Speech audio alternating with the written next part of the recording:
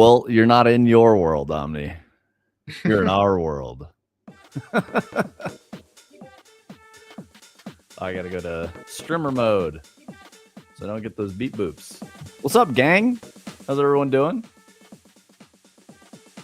Hope y'all are having a wonderful Thursday. Where's this fucking shit? There it is. All right, we got the streamer mode on. Yeah. How y'all doing today? What's up, Lucian? What's up, Brightside? What's up, Omni? Yo. Who got first? Did Lucian get first? I don't think anybody got it yet. Might have been a little premature there.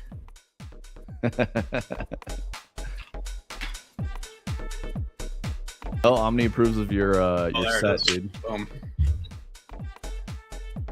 There you go, Lucian. Good job. What's up, Artificial Sky? Friends and locations other than here? Is that I got friends in low places, Oasis shit? Slip on down to the Oasis? I don't know what you were going for. But word. Need some more LEDs in the background though. I don't know. I forgot to turn them on. Yeah, he's got LEDs, bro. You survived COVID again? Oh, Yikes, shit, man. Sorry. How many COVIDs have you had, Lucian? Friends on the other side. All right, I'm with you, bro. I don't even know what you're mentioning, but yeah, I'm with you. I need to update my Monster Hunter so that we can play tonight. So I'll be on that. But Monster Hunter tonight? Yeah, Shooty wanted to play some Monster Hunter. There's like an event going on, so I told him I'd play with him. He hit me up last night, and I was like, bro, I'm sick and sleepy. Can we play tomorrow, please? And he was like, all right. I felt bad, but yeah, told him I'd play with him. Your wife has COVID right now? Ugh. 3 times? Dude, that sucks ass. I got it one time, and that was when we went to PAX in, was it 23, Tony? Yeah. Yeah, it was like 23 or 24 or something like that. But we went to PAX, and that was when I got COVID, finally. And I was pretty messed up for like 3 days. Total, it was probably like 5 to 7 days that I was sick. But like first 3 days were pretty rough. I was very feverish. And then, yeah, haven't had it just the one time. And my wife was totally fine. 0 symptoms. I tested positive. I was real fucked up, and she was totally fine. So I guess the vaccines we got helped. I don't know. Probably helped me because I was destroyed. Definitely helped her. All of the secret code words to get shadow banned on Twitch.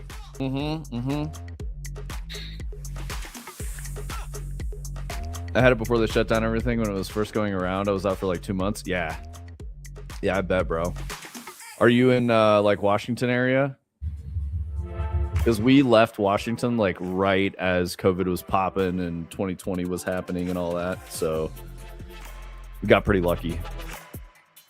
We did get a lot of weird looks when we were driving through like Wyoming and shit with masks on and like not getting close to people. They thought we were very strange. I was like, you don't understand. We came from Washington.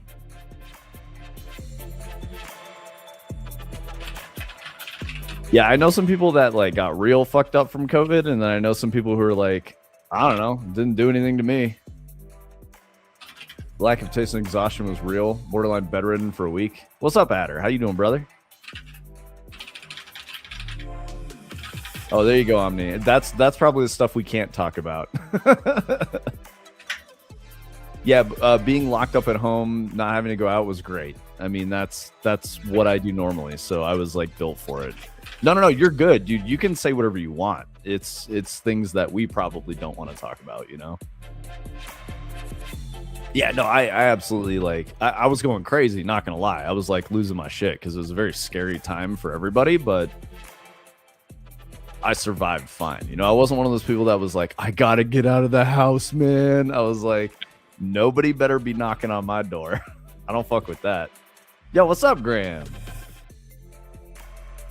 Yo, yo. Good evening, fellow game devs. I have a skateboard on my back and a backwards hat. They told me I had something like super strep. Then they're like, oh, no, never mind, it's COVID. Yeah, that was me on like the 4th of July or something like that. Like, it was awful. Hey, didn't you catch it like once or twice? Well, I had to go to urgent care because I was so sick, and like my wife was out of town, and I just had like really, really bad sore throat and cough, and it was like $45 to get a test when I was at urgent care. So I said no. But they gave me like a strep test and like a bunch of other things, and those were all negative. So that's probably what it was. But yeah, it was not a good time, I can tell you that. Yeah, I mean, Artificial Sky though, you're a hardy lad, you know. I wouldn't necessarily say super healthy, but you're a hardy lad. He brushes his teeth with ivermectin every night, though, right? That's gonna be why. Like, he's just got the he's super immune.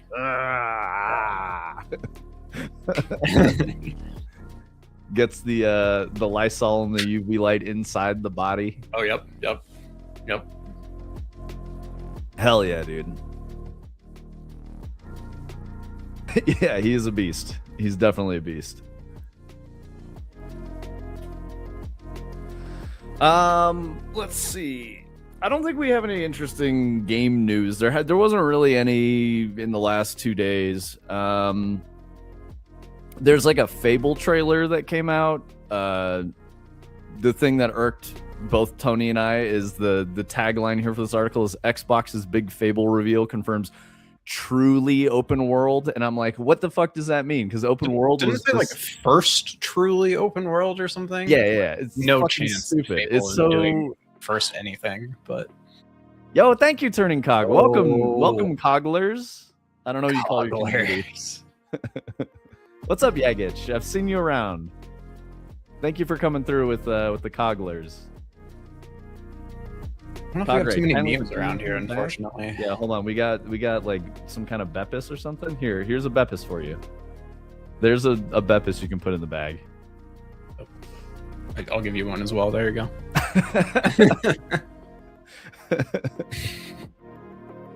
Yeah, I've seen you around, Yagich, in the community, in the software game dev community. So it's cool having you, man.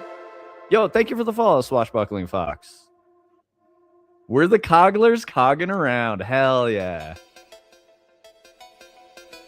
Cog, how's your thingy going, dude? Were you streaming game dev today, or were you streaming something else? Also, how was your stream? When I went in there earlier, he was stealing buildings out of the city sample, and then I had to go get a haircut. So I'm not really sure what happened after that. Oh yeah, Tony's looking fucking sharp today, guys. Look at that. New haircut. They don't like it? Fucking skanks. Yeah, dude, how's your thangin', dude? You know? It's not true friendship if you're not asking the boys how the thing is thangin'. Let's see. Okay, so yeah, the Fable open world thing, I find that irksome only because the turn of phrase open world is a marketing tool.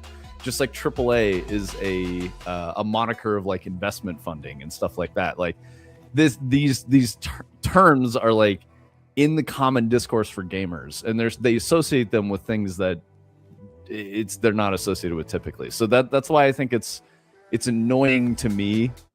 Like this article smacks of someone at working on Fable on the marketing team was like, hey, games journalist, please write this. These are the words that we want you to say. And then they're like, cool. This is my opinion. No, it's not. Sick fade, bro. Okay, yeah, dude.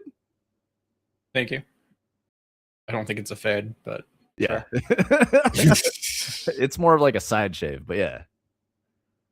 I go the whole all around shave. I keep this shit real short until it grows out and I look homeless, and then I fucking shave it all up. I tried doing it myself with the beard for the last couple weeks. I was fucking it up. It was not good. So like, I had the barber go in there and like take some out and like, just give it some shape, and it's nice. I'm much happier. I did fuck my mustache up a lot, so she had to take a lot off. So whatever, it's fine. I hate my mustache anyway. Yeah, I just go to the haircut girl and she goes, same as always, and I go, yep. Yep. Out of there in about 10 minutes and we're good to go. So yeah, it takes a little while. I've been going to the same chick for like maybe about a year, and she understands exactly what I want now. Does a great job. Like we just kind of shoot the shit, and then she like turns me around. She's like, "What do you think?" And I'm like, "That's great, thank you." Yep. Yeah, like I could literally just like turn my brain off because I know it's gonna look good at the end because she's done it like 100 times now. I didn't at her. I think we just go with like haircut girl because we don't know like a masculine. Yeah, I mean, I could say Sydney to you guys and it would mean nothing, but like, yeah, my haircut girl's name is Cheney, which is kind of crazy. Also, by the way, advice for you boys that are getting haircuts: don't have a dude cut your hair. They're gonna make you look fucking stupid. You need a chick because she will not make you look bad. They like legitimately give a fuck. I think I would just like inherently not want that. I don't know. It just doesn't feel right. I've had dudes cut my hair before and they fucked it up so bad. This one guy gave me, dude, he gave me the like Spider-Man 3 Tobey Maguire fucking bangs that were like down here, and I was no, dude. I was like, absolutely not. Nope. And he goes, "Oh, you're not feeling it?" I was like, "No." And then he like fucking trimmed it up, and I was like, "What did you?" I didn't even say give me that haircut. What the fuck are you doing, man? Yeah, probably because we're straight, but it's like I kind of need like a woman's opinion on this. Yes, sorry, yes, dude. Yeah, 100%, 100%. Yep. Being bald does have its perks. I mean, I'm getting there at her. I've got the 5 head coming in. It's thinning and it sucks. I tell my wife all hate it. Like, let's just buzz it. Let's just get the clippers. We'll go even all the way around. I won't have to go pay anybody. We can just knock it out real quick. And she's like, no. So, Lucian, you can sometimes find like a really good barber that's a dude, but you're running a risk. You got to go a whole cycle with like a fucked up haircut. So every time I've done it, it's been bad if it's a dude. Skill issue. You should have embodied the Spider-Man 3, do all the shuffles and dances and shit. Nah, dude, that is not my personality. If I was walking around with the fucking emo haircut, it would not have gone well for me. It's not my thing. I also you have to start answering the phone with shalom. Yeah, exactly.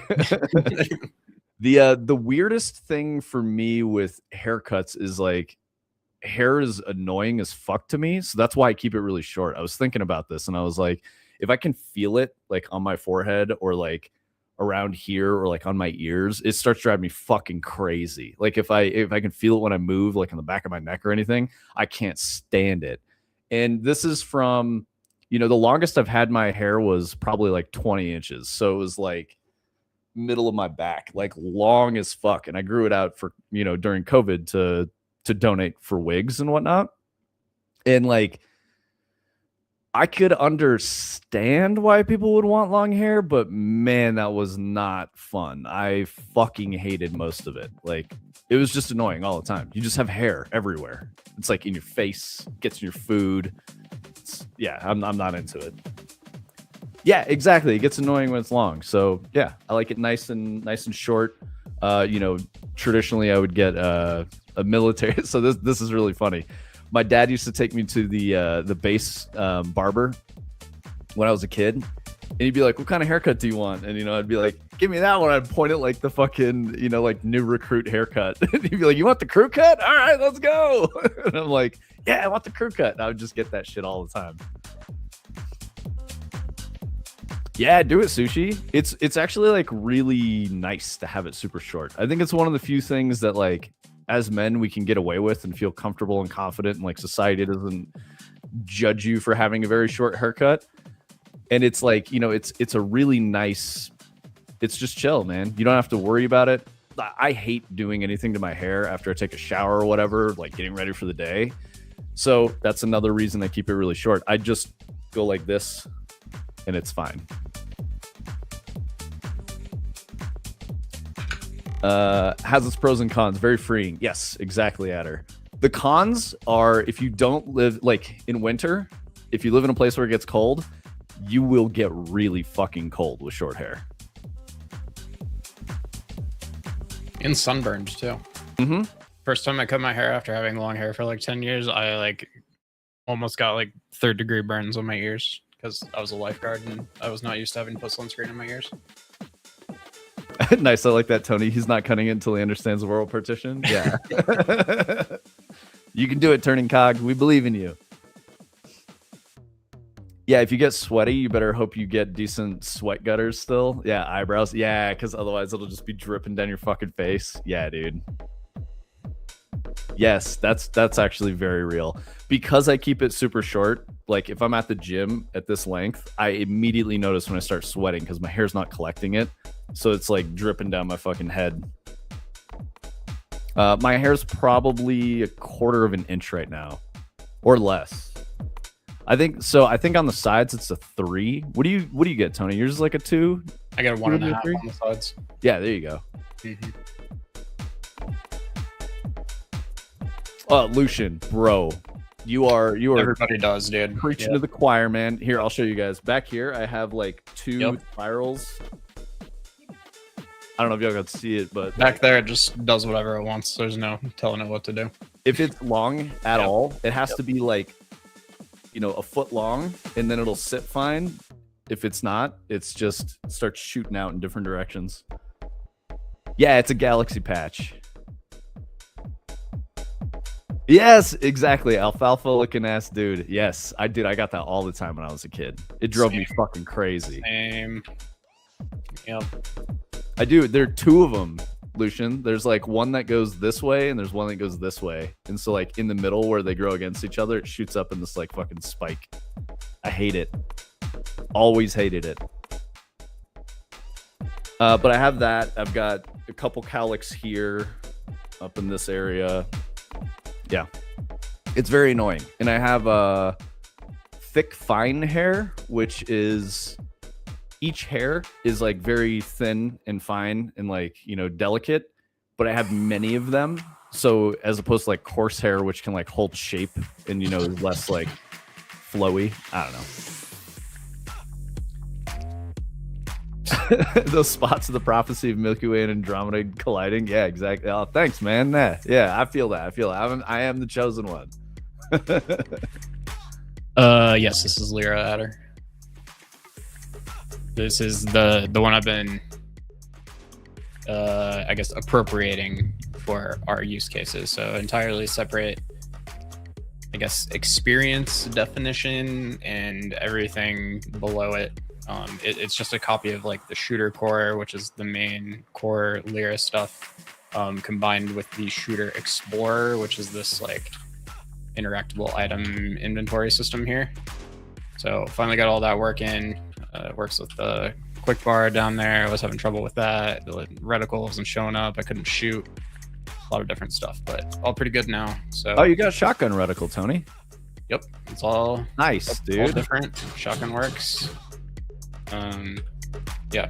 So now moving on to trying to make some buildings and some 3D models. I've had this one that I've been blocking out for a while, but this is all in modeling tools in Unreal, and it turned out okay. But I built it one kind of in separate layers. So like you can see like the floor is one mesh, and then the walls of a floor are another mesh, and so on. So I've been trying to remake this now and, you know, make it slightly more correct, I guess, than I did originally in Unreal, because I just did a lot of like really quick and dirty and kind of incorrect things in here. Yeah, so that's kind of where I'm at.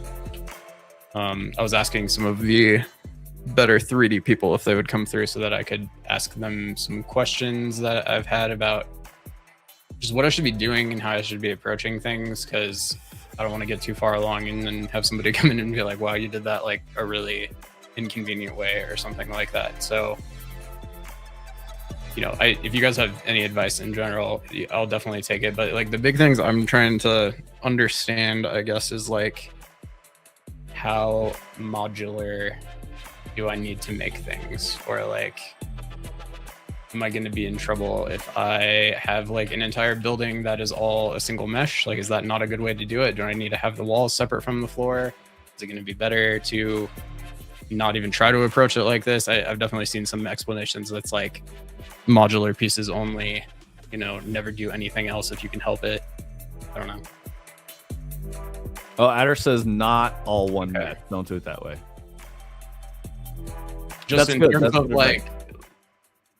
like just in terms of performance, or like optimization, or like ease of use later, or like workflow. Adder, is there a need for a single?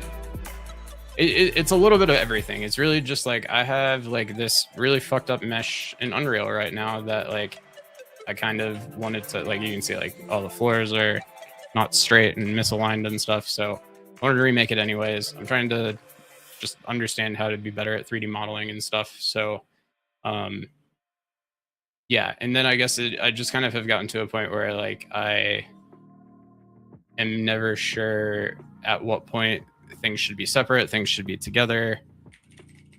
I don't know. Yeah, I know these are like somewhat vague questions, but I'm just kind of like starting to, I guess, understand how to make some shapes the way that I want them to look, but then I don't know if I'm doing it correct or if I need to handle them differently. And then I have some more specific questions about some of the stuff that I've done here, but kind of wanted to talk like high generalities first. Yeah, so Tony and I were talking about this yesterday, and I didn't know enough information, but I was kind of going off of what Sushifu said about the reason you make things modular is because you can reuse them. So try to make structural pieces like a column or a doorway a modular thing, so you can reuse it, so you don't have to model one every time you need one. But break things down by structural piece and then material type if necessary. That's good. Yeah, we don't know this shit. Neither of us have done professional 3D digital art stuff. So yeah. I know the words and I know how to work with a mesh that somebody gives me in Unreal and stuff like that. But yeah, it's just beyond that, I kind of just didn't have a good understanding of like what Adder is saying. More complex mesh means more complex collision mesh. One mesh interiors will also max out SDF resolution, which almost all major UE visual systems rely on, Lumen notably. So the collision thing makes sense. So like if this was broken up into a series of more basic cubes, then the collisions could all be very simple. That makes sense to me. Do I like where's the trade-off at a point of like, I don't know, like a wall being 15 individual panels repeated over and over versus being like a single, again, simple rectangular square mesh? Like, I don't know. Let's see. Turning cog, just struggle for 20 years making art, then you get good. Yeah, I'm just trying not to be the guy that's like, I'm just gonna do it and like it'll be fine, I'll figure it out later. Like, I want to do it right. So Adder says Sushi and Lucian both have great points as well. Reuse is a big part of why modular is another win. Modular provides a toolkit for designer to build out levels without necessary back and forth between environment team for necessary changes. Okay, so if that makes sense to me for sure. But so like, what if I'm trying to make a very specific, like building layout, like I'm trying to do here right now? Do I block it out the way I'm doing it now and then go back with modular pieces and just kind of use the block out as a guide, or like, I don't know. I think having separating like your wall segments into individual pieces that you can like duplicate. So like you've got, you have doorways. You should try to figure out how many doorways you have of the same size, right? And then you've got like, okay, here are my 3 different doorway sizes I have. These are my different windows. So I think you can use this thing that you're talking about. It's really interesting because I wasn't sure if modular was the way to go, but I've always, in my experience, been handed like a palette, which is like a modular kit. Yeah. And you can always build more stuff out of the thing. So I think we're looking at a part of the pipeline that neither of us is like totally familiar with, because I've only seen the end. I've just kind of been like, getting a little lost in some of my understandings of like best practices around like Lumen and mesh instancing and draw calls and like, yeah, I don't know. I could kind of see like a justification for doing it in a lot of different ways and kind of how there could be pros and cons to each. But yeah, again, just before I like get too far down the road, I wanted to talk to people who actually do this and kind of have you guys say like, this is the way we generally do it or whatever. But like this one specifically to Turning Cog's question is just like a bespoke building. I'm trying to kind of build some buildings that I know of in real life that I've been to a bunch of times.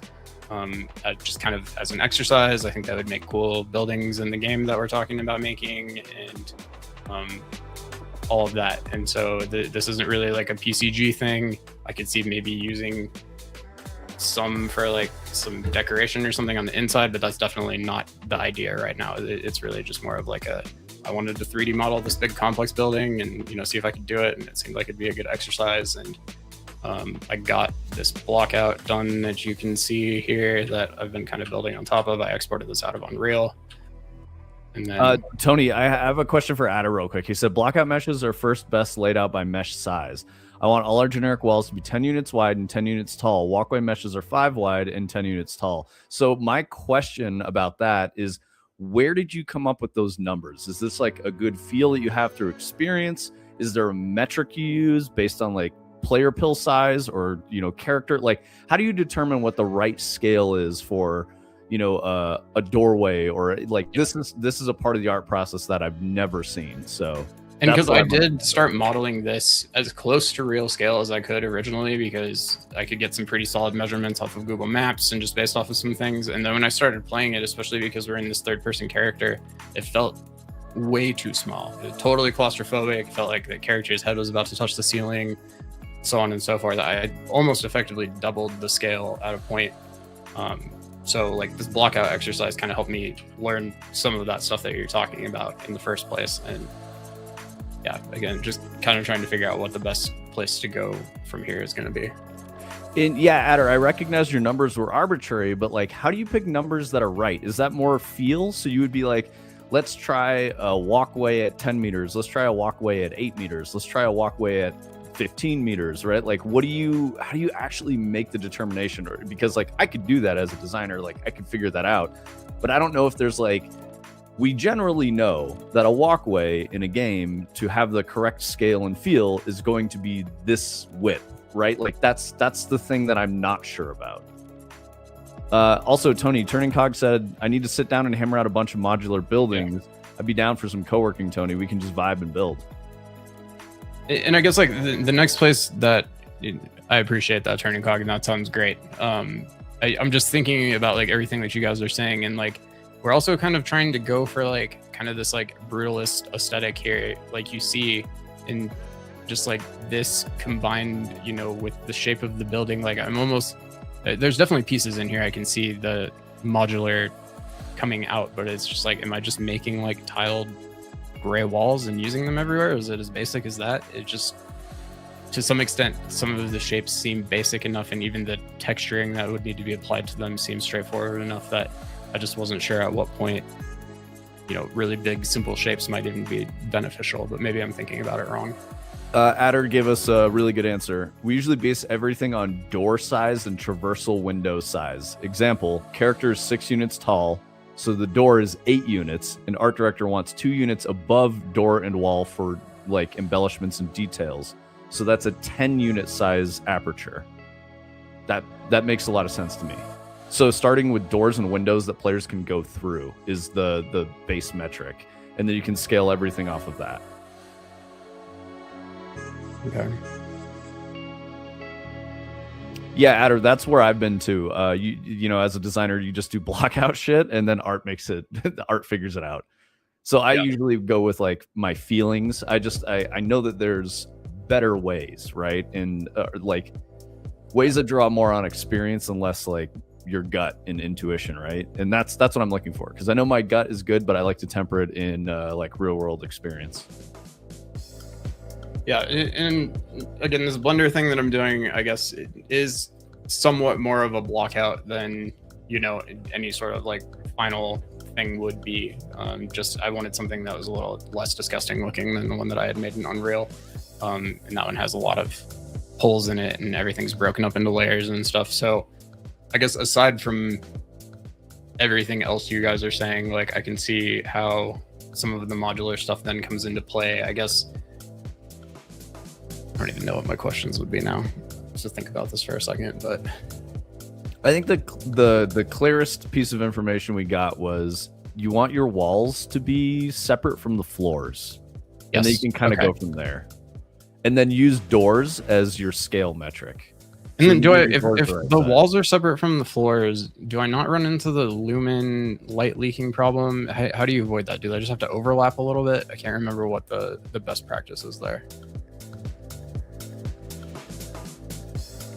Yeah, and I definitely, you know, understand a lot about like the scale, and I guess, you know, my question is really more about like the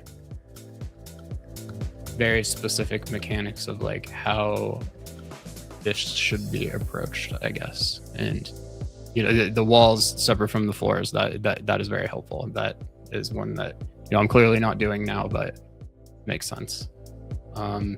Editor says overlap them a little bit by making the meshes full meshes. Don't leave them backless. Okay. If they're backless, it'll probably need a shadow caster. Yep. Okay. I was reading about that a little bit. What about wall thickness? Is there like a general best practice about that I want to, because I know you want them to be a little thicker so you don't get light leak, right?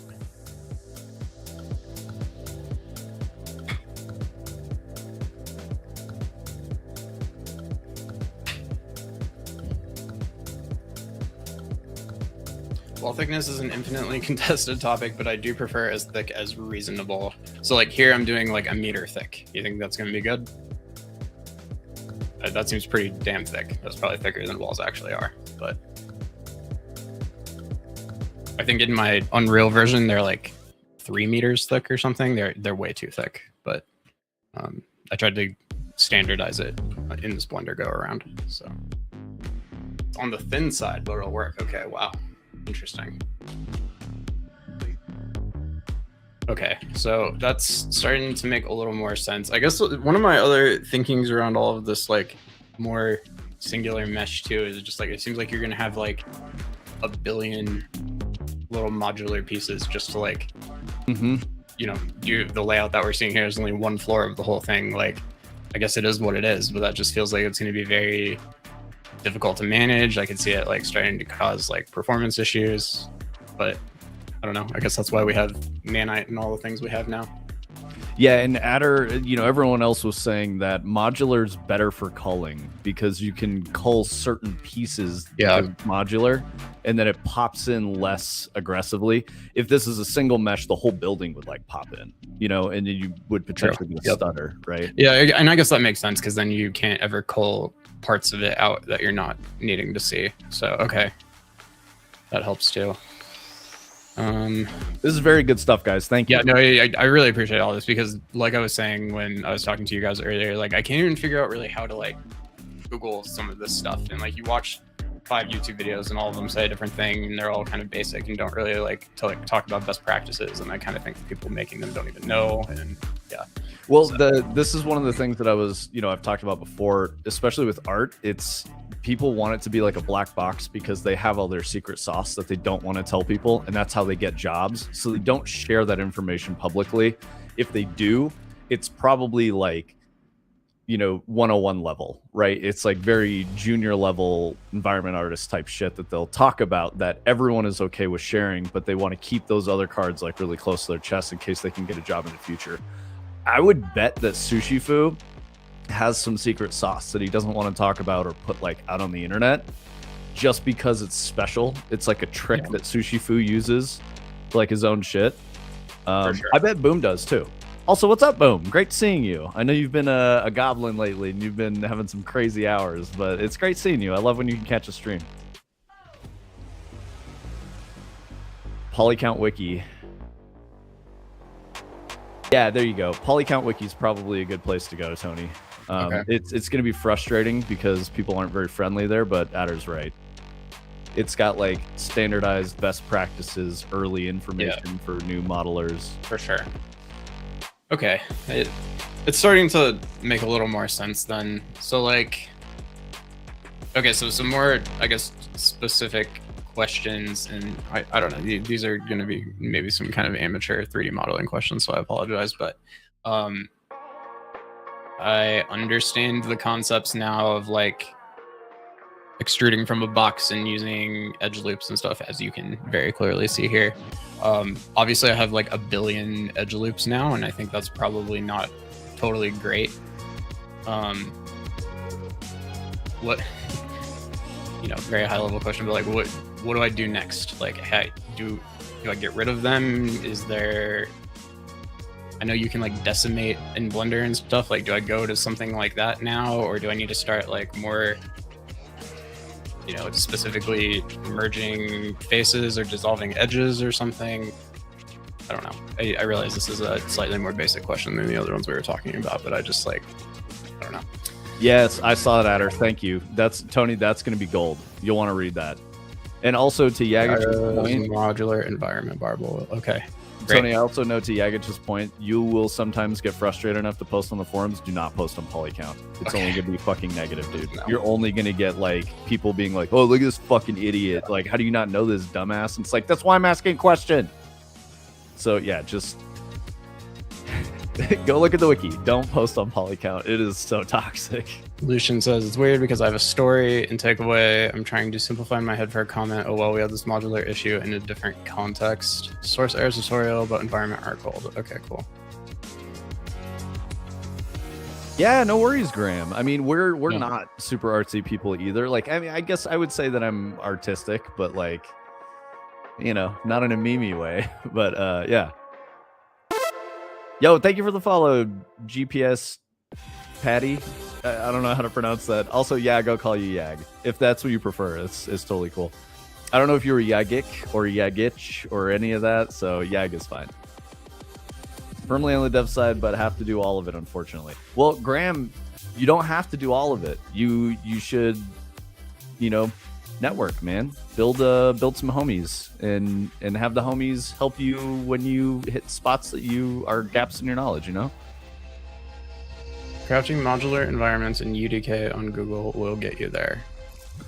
There you guys go. If you want that sauce. Crafting modular environments in UDK. Google that shit. Nice. I'm glad I got it right. I have a team. We're all not artsy.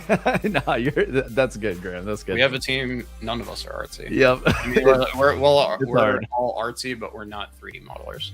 So. Yeah, I would say Tony and I are probably the most like artsy. Vince and I literally both went to art school. Yeah. Yeah. So. Okay, Fabled got the sauce. Also, what's up, Fabled? Yeah, Graham, I went and I saw Sushi and people hanging out in Cog Stream and asked them if they would please come help me because I knew that they were smart about this stuff and would know what to do. So. Lucian, go ahead and post your story, bro. I'm happy to read it. I know that you're.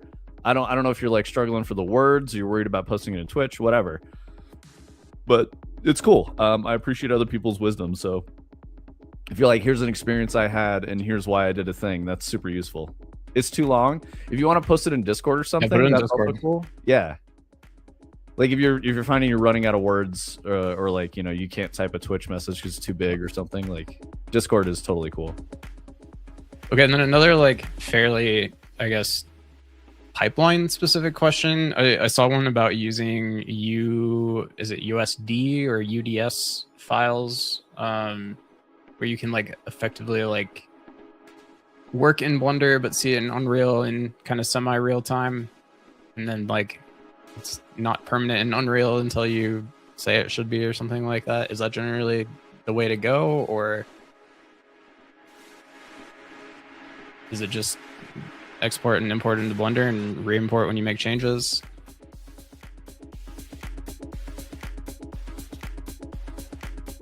Yeah, and I feel the same way, Graham. Like I know my way around blueprints and I'm starting to understand C++ a little better, and I know a lot of the random technical side of things, but especially a lot of this art stuff and animation, I'm just very not so educated, I guess. So Adder says, I generally stay away from real-time modeling setups and write a quick Python or BAT tool to auto export and re-import. It's like hot code unstable. Yeah.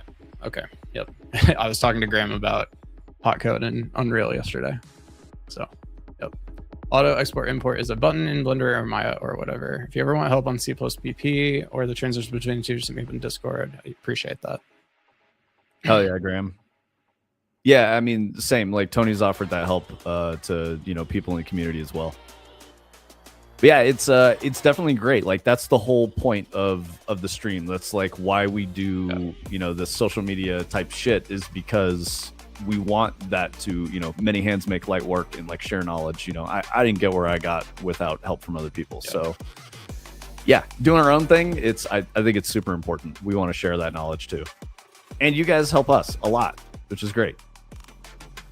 Okay, I'm gonna keep asking like level design questions now. So if we have like a big floor like we've got here, like just this flat plane that is under all of the walls, what's gonna be like the best way to handle something like that? Am I making like one piece for the floor of each room? Is it like tiles that are just tiling through the space? Like what do you generally do? While you're waiting for that response, Boom said I need to learn environment design too. Boom, did you hear the thing about scale and like what Adder said about using doorways as a metric? When you get the doorways feeling right, you scale everything off the doorways. That includes like walkways and walls and ceilings and shit like that. When you get that, you'll have a really good place to start from.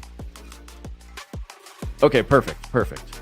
That was a huge takeaway for me. Like getting that, I was like, cool, this connected a bunch of things in my head about environment design.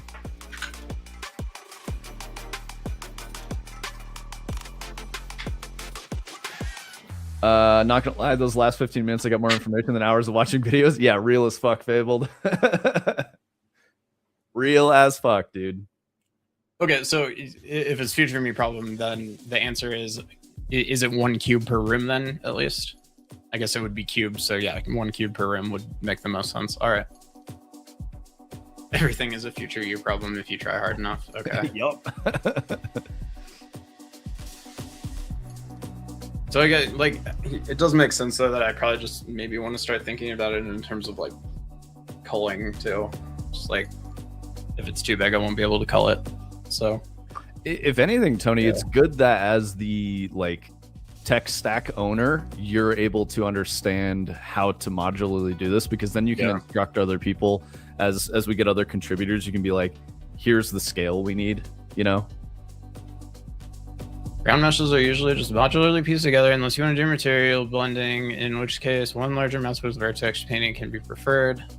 Have you seen that like mesh blend thing that they keep advertising from Fab? I know this is a slight tangent, but it looks really cool. It looks like it kind of lets you deal with that problem.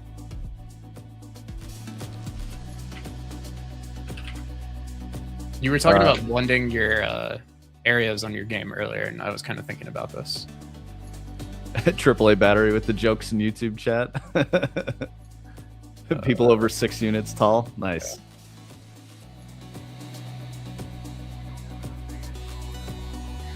Does anyone have advice for Boom on? I think most of my questions are in regard to best practices for modular parts, like UV methods, material pros and cons. Anything that you guys can point out there that's like a really easy, understandable gotcha for someone starting out, where you're like, don't do that because you'll paint yourself into a corner.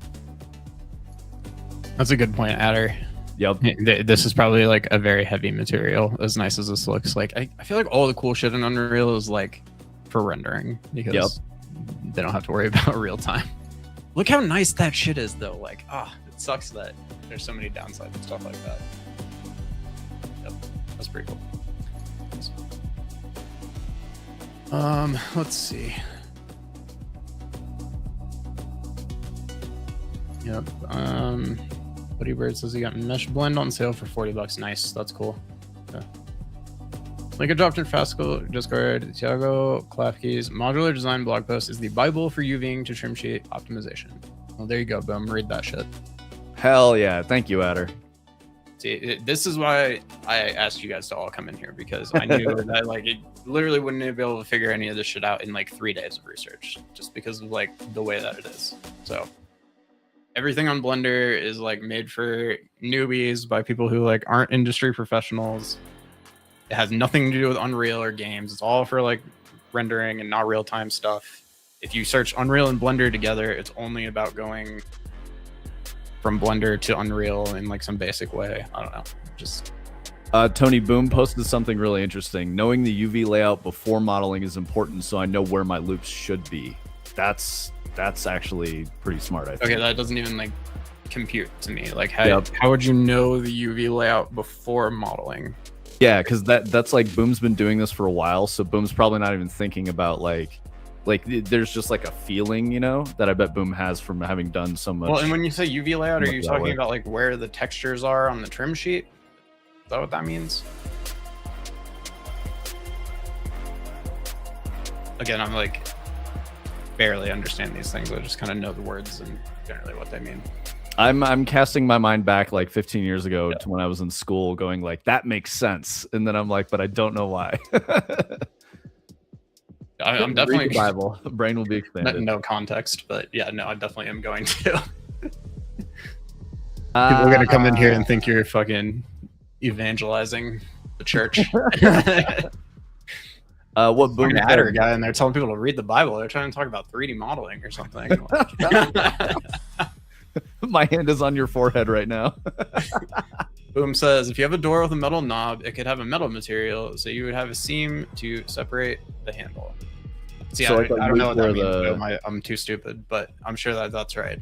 Boom's saying there would be a loop on the bottom of the door handle where it attaches to the the other mesh, and that's how. But I think the thing we're missing, Boom, is how do you know? Like, how do you set up your material atlas or whatever, right, to have those materials in the right spot so that they map correctly with the UVs? I think that's where we're like not understanding. Yeah, like I kind of basically understand how to like go into the modeling tools and like move a UV around so that the texture looks different or whatever, but like barely. Yeah, UVing is wacky. That was my least favorite part of modeling in school. Oh, Sushi Fu. Usually a good idea to use your UV islands for your material separation, even if they're using a singular texture set. You get cleaner breaks and don't have to worry about aliasing. There you go. All of us code people are just like, I'm sure that's right. That looked like words. Yeah. Like, yeah, I know what Sushi's saying. So like when you've got a sheet of materials, I think what he's saying is that the island is like, this is the doorknob. There's nothing else touching that. Let's look at a texture. Material. I got a texture in here. I'm guaranteed. Here, I probably got a door texture we can look at just so we can see what the hell Boom's saying. Hold on. Yeah, confirmed words, exactly, Graham. That's what I'm saying. Like, I wish I knew what they were saying. It sounds great. Oh, see, like Turning Cog just threw me with that one. There's a cool colored UV material so you can plot your textile density. What the fuck are you talking about? Now I'm like, I think it's like you get a. I know what he's talking about in that like you can take an image of like a grid of like rainbow shit, yeah, and then you put it on your thing, and then presumably, if I understand correctly, you want the grid to look correct on every face, and that's a nice tool to like go in and like scale things and rotate them and stuff so that it all looks right. Yes. Yes, that's right. Okay. Yeah. So like the doorknob would be red 4, right? And then the wood material on the door would be like blue 2. And then when you paint that shit onto your model with your UV as you're setting it up, then you match your material sheet to those numbers so that it corresponds correctly. Far easier to make edge loops around the metal area rather than rely on a texture painting solely. UVs will be infinitely sharper as the texture itself will be rasterized. So you're kind of just saying like, I don't know. I think it's when you're saying edge loop that is maybe throwing me off because like, hold on, I guaranteed have a door in here and we're going to look at it. I'm going to read Lucian's post because it's a little longer.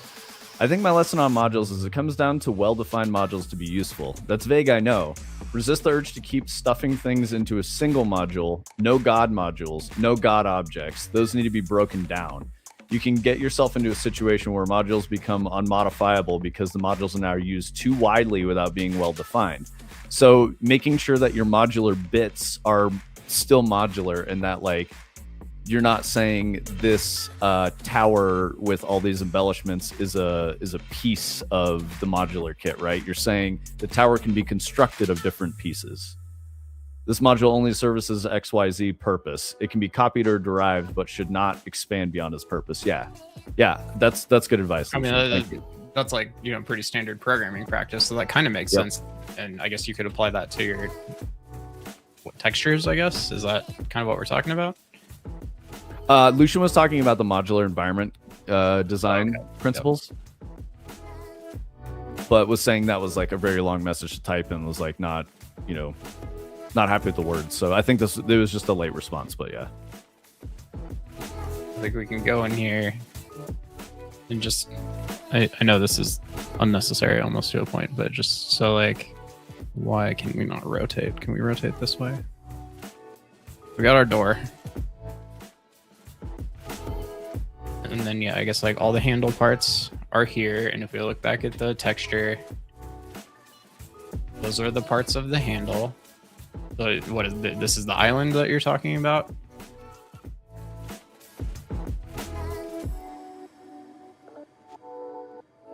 What about the density of the grid for the right texture for your use case?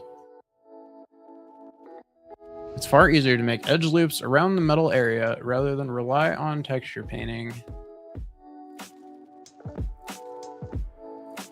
Yeah.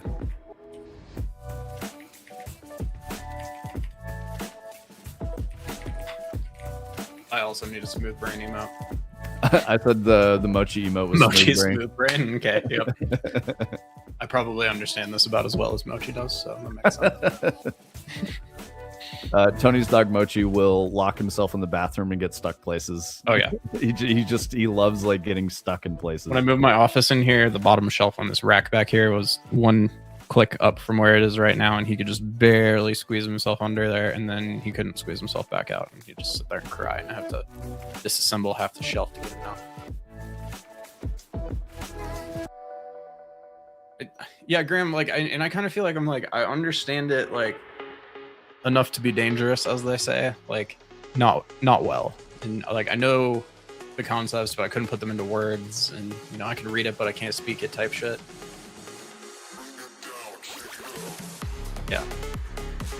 So this is the thing that I learned about art, guys, is like art people aren't as technical as you guys that write code. Generally speaking, if like you're a dedicated environment or character artist, you may not be super technical. So just remember that as you start to learn these terms. It just feels like it's like harder than anything I've had to do in my entire life. So it always blows my mind when that's the case. It's like you figured out this shit that is like so much harder than stuff that I feel like I have to do on a daily basis. Like, how do you not know like this basic thing? But it's true, they don't. They just know like that one thing they know how to do. Exactly. And they learn it through practice. They're like, oh, that's what that's called. They don't know what the meaning is behind the word. Like, I don't know any fancy words. They'll just click a bunch. There you go. Yeah, and Yag, you're right. Unless they're tech artists. Tech artists definitely know both. Yes. That's like Adder knows both, right? Like that's the way that works. Yeah, it's a very special kind of a person that can become a tech artist. I really like working with tech artists. It's great. It's always been a positive experience for me. But yeah, like pure artists can't explain to you what the fucking thing means. So like that's just what it's called. And they like know where it goes and how to use it, but they don't know why it's called that and like what that technically means or any of that. Whereas engineer types, you guys are going to know what a lot of that shit means. And like that has more value because you know why it's called that, right?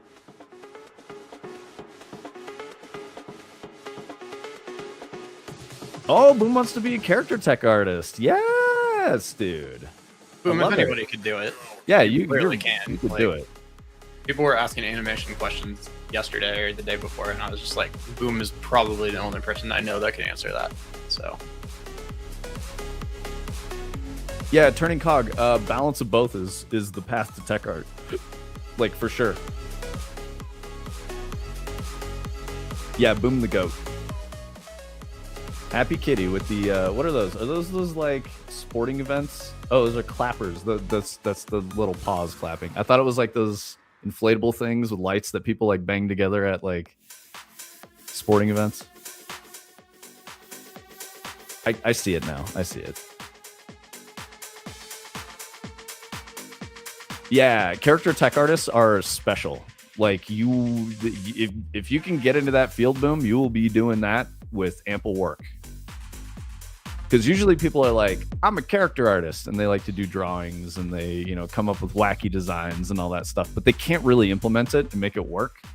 And then the character tech artist will get all the functionality in there and have all that working and connect the artist to the engineer that can make all that optimal and work with the game in runtime and be pleasant. So it's a very, very valuable skill set. Yep, Adder's right. Tech art is the future, 100%. Are you guys generally making modular pieces in like Blender and then arranging them in Blender? Or are you just making the pieces in Blender, putting them in Unreal, and then doing everything else from there?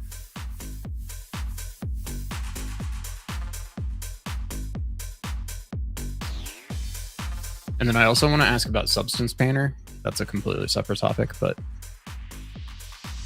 are all modular pieces? Well, yeah, obviously, but I'm trying to figure out what does it look like before they get made? Like, how do we make our own? How do we like work on those existing kits? Like, that's what I'm trying to figure out. I think that's one of the hard things. That's like something you learn over time as you become like a senior or a lead. Like you start to understand why palettes are set out the way they are. And there are metrics that are established by art directors who've been doing it for like 10 years. That's the knowledge they don't fucking share. They do not share that shit. They just, in meetings that I've been in at least, it's usually the art lead saying, do it this way. And everyone goes, got it. And then they just go do it. They don't explain why. They don't get into like the thought process or like the choices or any of that. They just trust, because art's one of those things that people who don't know anything about it can look at it and say if it's good or not. And so they don't have to explain. You just know that it's good. Okay, Sushi says, I make all my stuff in Maya, Blender for you, and I lay them out in a specific level for testing in Unreal. As I work on them, I set up my templates.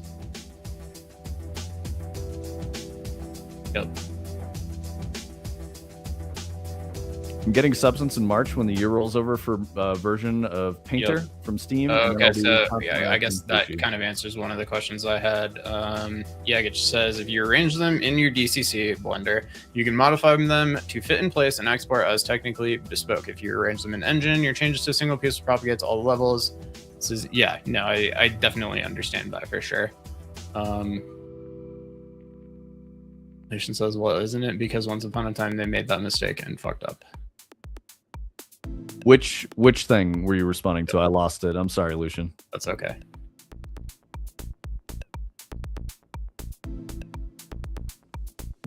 Yeah, I love the tech art conversations because I don't know shit about any of this stuff, and you guys. And then I guess like for Substance, one of the questions I had was like, if you guys had strong opinions about Steam versus subscription. The subscription's so expensive. I really don't want to go that route, but I know that you only get a year of updates from the Steam version. And if it rolls over in March, then that makes sense why you would wait until then.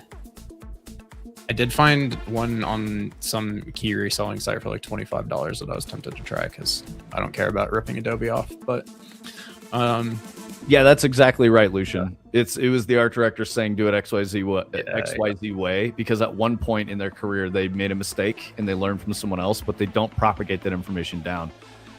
In my experience, I've seen that in like individual coaching sessions when they're doing an art review for a junior. That's when they talk about that shit. But that doesn't happen in wider meetings. As a designer, I never got to see any of that, right? Like it just, I was never able to be a part of that. And they didn't want designers to be there because typically a designer will be like, hey, what if you guys did it this way? And they're like, dude, shut the fuck up. You're out of your element, Donnie, you know? And I'd be like, all right, fair enough.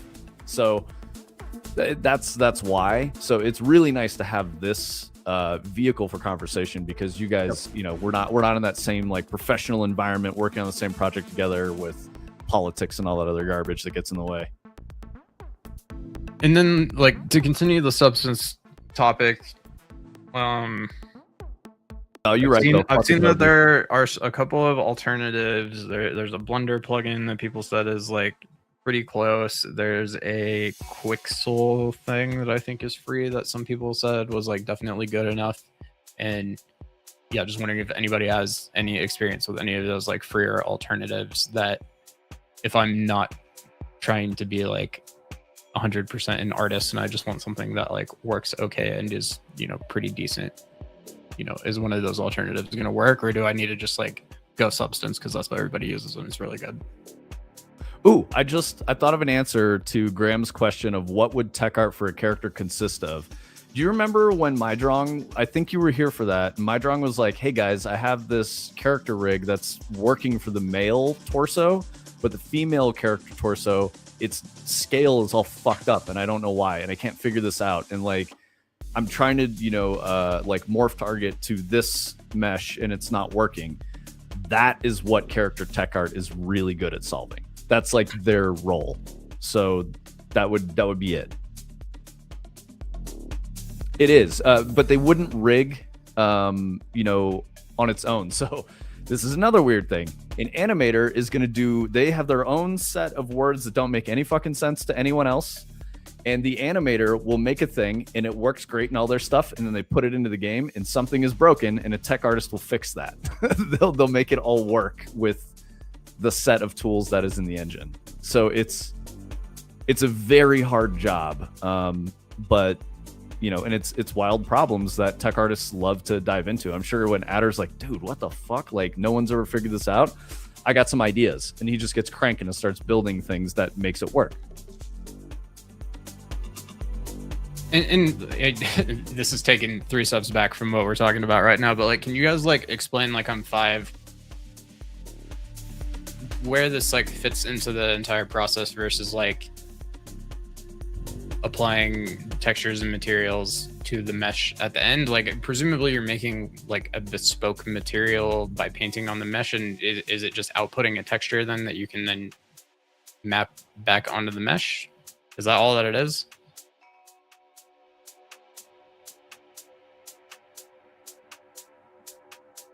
Yeah, and Adder makes a really good point. I don't have an option other than figuring it out because that's his job. Yes, totally. They go, you'll figure it out, and he does. Most times it's a tileable texture on a modular mesh, and then decals are projected as needed.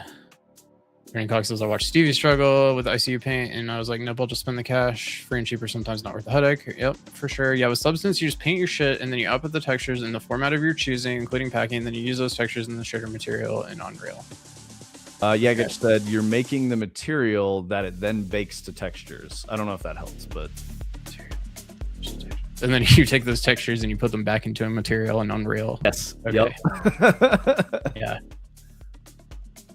So like it's effectively the same thing as if you took the texture and opened it up in Photoshop and painted on it and hit save and then re-import it into the engine. It's just like helping you do it in real time, visualizing it on the mesh, and probably has a bunch of other really nice things in it, of course, right? Yes, absolutely. Yeah. Okay. That's my understanding of it for sure. Okay. For things like architectural pieces, Adder's completely right. Usually just make your texture sets in Designer or a similar program to make them perfectly tileable. Substance is the way. Okay. It'll make perfectly tileable textures. Is that what you're saying? I mean, it kind of seems like I probably just need to get it, but I don't know. Again, I like barely understood how it fit into it before asking you guys, so. It is the best in class tool. I remember when Substance was coming around, everyone's like, yo, learn this shit. It seems like that and Marvelous Designer just like have no competition. Yep. Substance has a built-in tileable blend feature. That's fucking crazy. Okay, so Cog, this is kind of another reason I was asking, because it's like you can, you know, almost do Blender in Unreal, and I've come around to the idea that it's definitely not as good, but you can kind of get away with it. Like, is there some ability to do the Substance stuff in the engine, and where is that?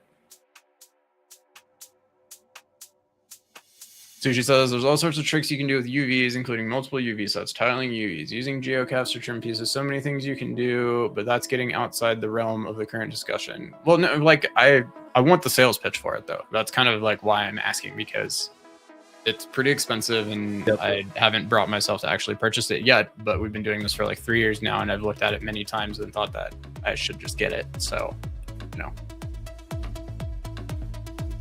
Adder says, we could go on for hours about UV tricks. All of my skyboxes are dual mesh using caps. Don't know what any of that means, but cool. Sweet, dude. Nice caps.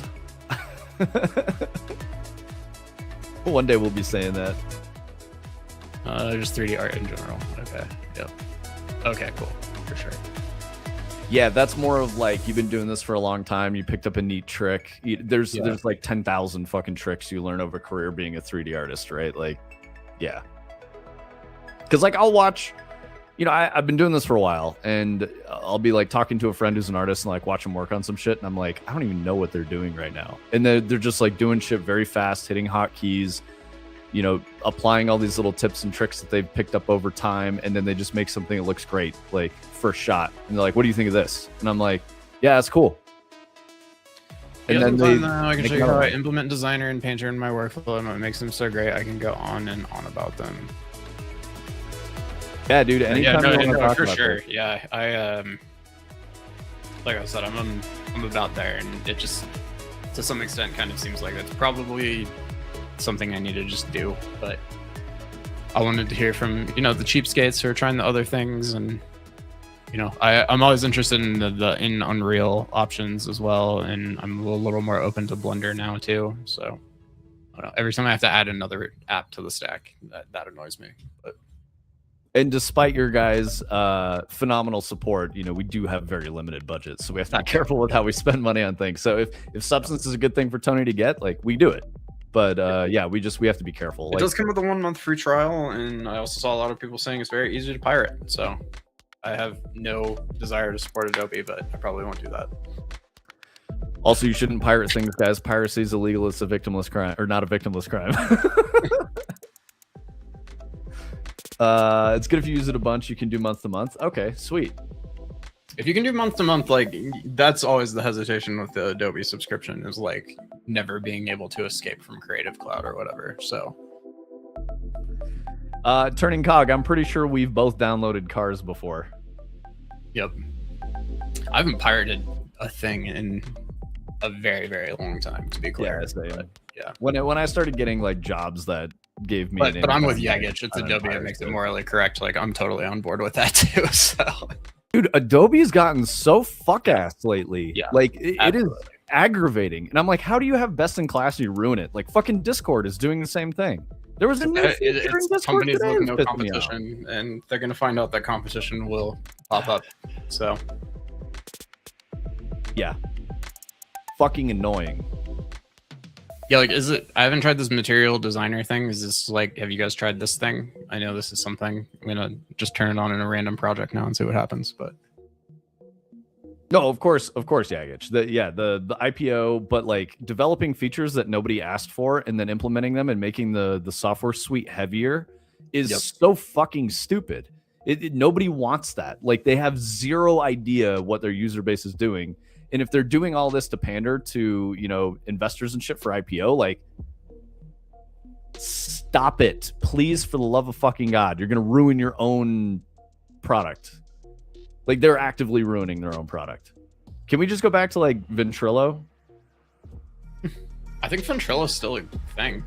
It is. Yeah. You're a towel. Well, you guys are all gang, let's towels. go. I like that. You're a towel. Hey, good job, Graham. I appreciate that one. How do you do this new material designer? Bro, Sushi, that's real as fuck though, dude. Like, that was one of the reasons why I never became a commercial artist, is because I was like, I have to learn a brand new tool every 3 years, and if I don't, I'm gonna not get hired, because this kid who's 5 years younger than me knows 16 different tools and is currently studying the new one, and they're like the hot shit on that new tool, and they can do stuff that other artists can't do. It was just so exhausting to me. I didn't want to spend the time on it. Mumble? Nah, I don't like Mumble. Fuck Mumble. I was always a Ventrilo stan. If Artificial Sky is still around, we met playing an MMO, and I paid for a vent server for the guild. And like, yeah, we used that vent server until I was gaming with someone who didn't like Ventrilo was too hard for them to understand and how to install it and configure it, which is absurd because it's very easy. And they're like, why don't you just use Discord? And then I had to shift over to Discord. And now Discord's the best app, which sucks. Oh, dude, Ventrilo is fucking based. It was so good. The voice codecs were incredible. And I think that server was like $10 a month.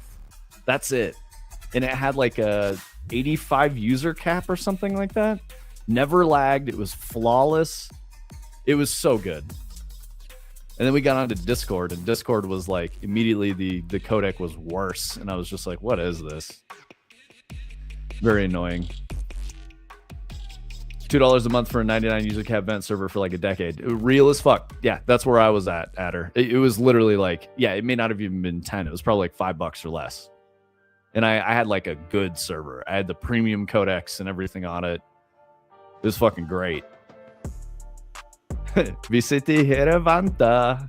Something Spiele Dota. I don't even know how to say that shit in Swedish, bro. But yeah, you got it, Yagic. Base Hunter. Let's go. I apologize to any Swedes for butchering your language.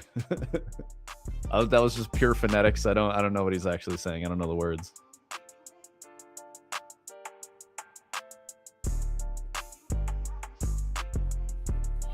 Pretty sure that song was made in like Fruity Loops V1. Yo. He like posted a tutorial of how to make the hook. I remember way back in the day. Who's too much cursing, Acid? Browser material substrate.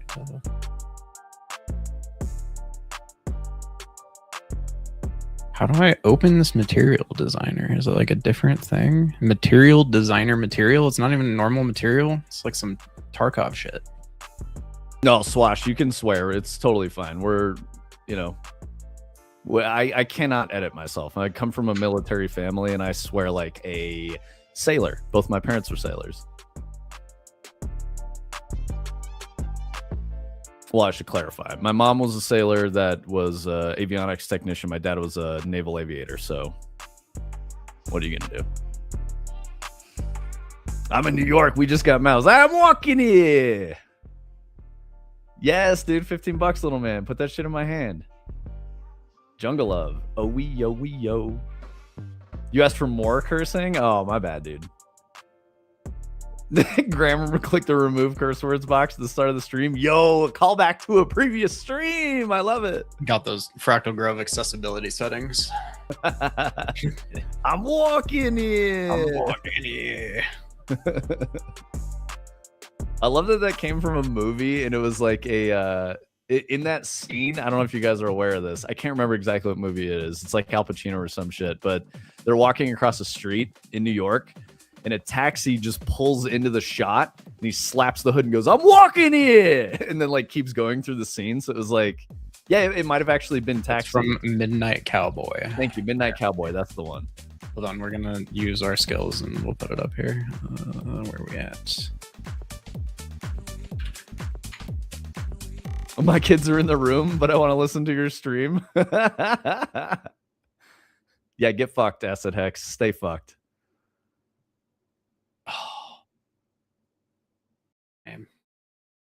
Oh, what happened? Oh no, it just won't play it through my little fancy system. We can do it this way. Oh, okay. Hold on. Gotta mute vents. Was it even Al Pacino? No, it's no, it's just a different guy. It's the dude from like Goodfellas. Oh yeah, Pesci. It might be Joe Pesci. Yeah, definitely. I fucking love Joe Pesci. Okay, I'm muting you for a second and doing this. Yeah, go for it, Fox. De Niro? That's what I thought. I don't know who it is. Look, with these gals that want to buy it, most of them are old and dignified. Social register types, you know what I mean? They can't be trotting down to Times Square to pick out the merchandise. They gotta have some kind of middleman. And that's where O'Daniel comes in, you know what I mean? I'm walking here! I'm walking here! Up yours, you son of a bitch! You don't talk to me that way, get...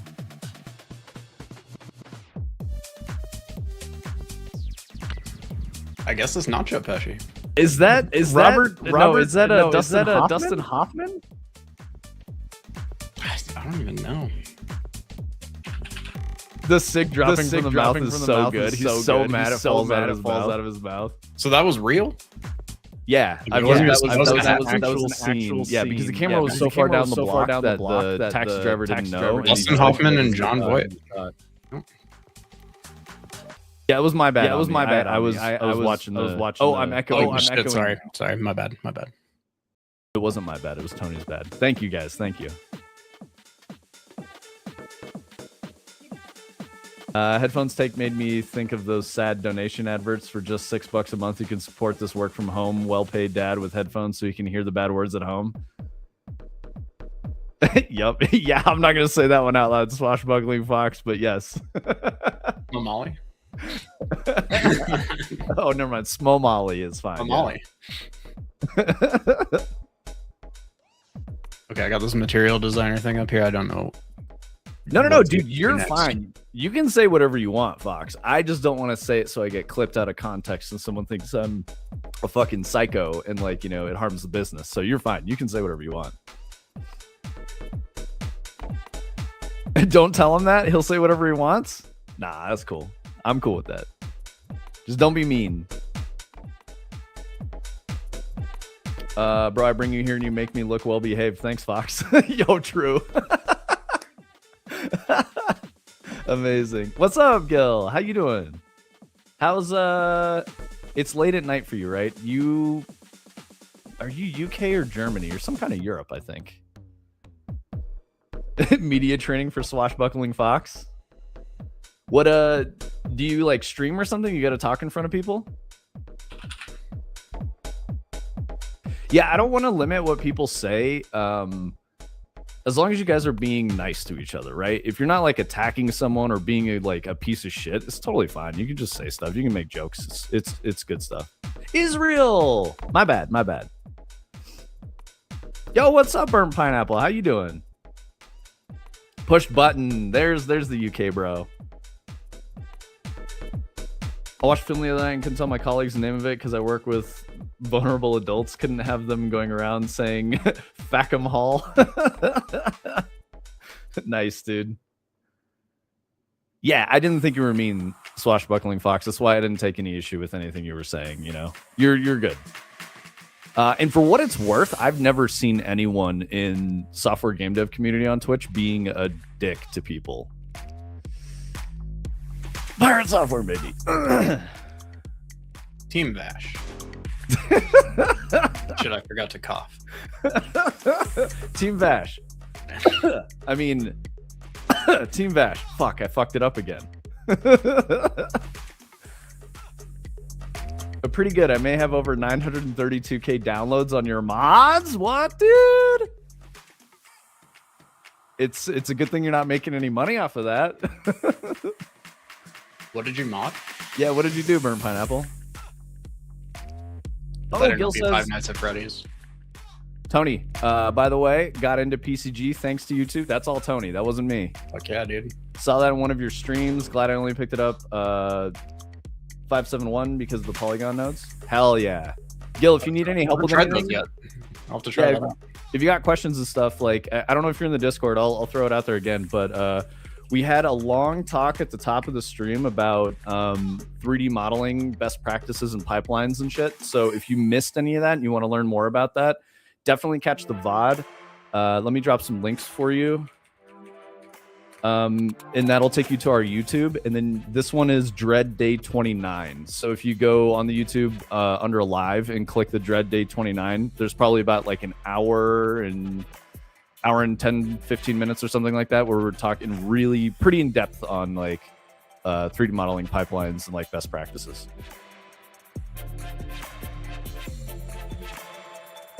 Just lean into the Fox more. Never mind, that's a totally different community. Hilarious. Yeah, or also read the Discord links at or dropped. Turning cog, it is useful if people watch our videos, so please watch our video. Thank you. We need to develop a Northern Lion librarian who watches everything that we ever do and edits it into bite-sized content that gets posted on YouTube so that we don't have to do it. We tried that with a couple people and they just didn't make anything for us. But yeah. But the way that it works with Northern Line Librarian is that it's like a weird, like mildly antisocial, like parasocial relationship. I think I got it. I think Graham was making a reference towards people that identify as things other than human beings. Oh yeah. Oh, typical employee. Are you no longer a typical hard worker? You're a typical employee now. Decided working hard was a fool's errand. Yeah, exactly. What's up, brother? Level builder with biomes and everything. Hell yeah, that's awesome.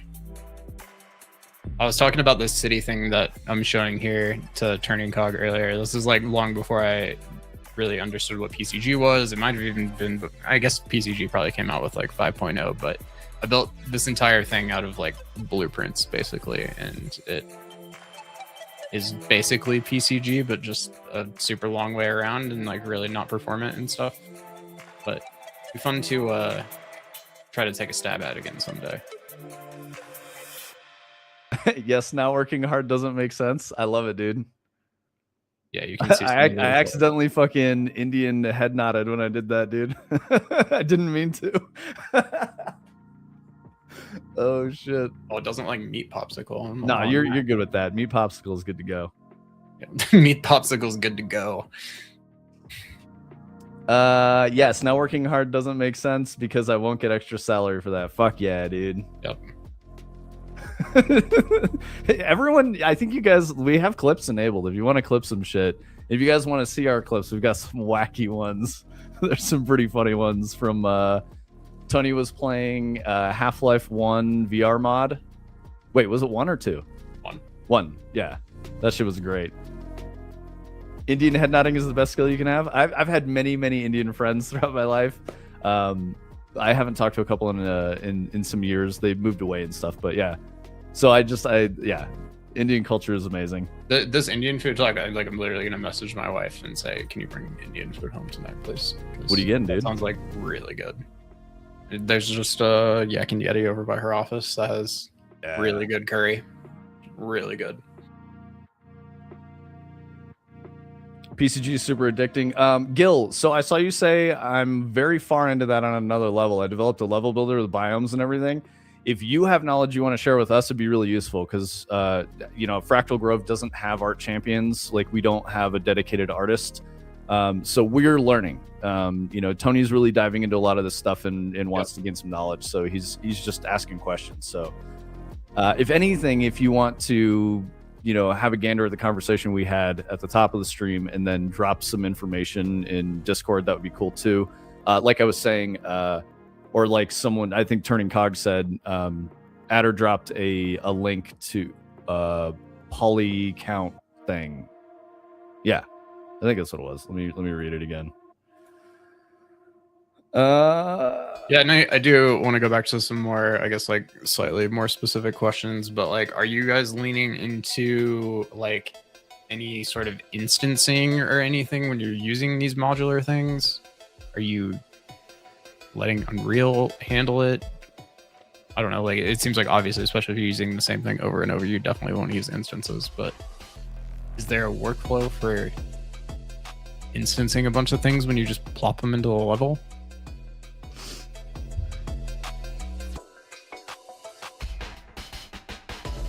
Instances are SESI. Agreed. Okay.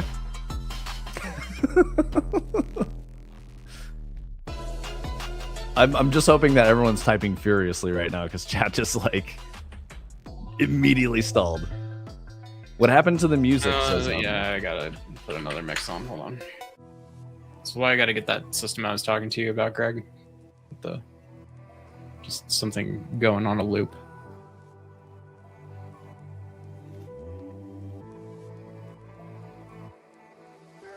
I started by manually creating a level to see what I liked and replicated the process of PCG. Oh, okay, sick. Sure. Yep. I think we've gone the opposite way. Tony's done stuff with PCG first, which is interesting and very cool. Like Dread heavily leverages PCG. Actually, no. There's almost no actual PCG in Dread. It's like more manual I thought it was PCG for again. the neighborhood. No, it's Like all like building really houses and like stuff? kind of bespoke. No, Oh, okay, you just rolled your own. the forest has a little bit, and that might be it right now. I got you. It just ended up like, again, I was telling Turning Cog this earlier, like anytime I think I'm like, oh, like generate a whole neighborhood, like that'll be easier to do in PCG than if I were to do it any other way. Like it ends up taking me 10 times longer, so I always end up abandoning it. But okay, I would love to get to a point where that isn't the case. It's just like, I don't know, the entire mindset around working in the PCG graphs and stuff is like way different than anything else in the engine. Just you have to kind of shift all of your thinking, and yeah. Sushi says Unreal auto instances any duplicates of the same mesh using the same material. Oh, okay, that's cool. Okay, interesting.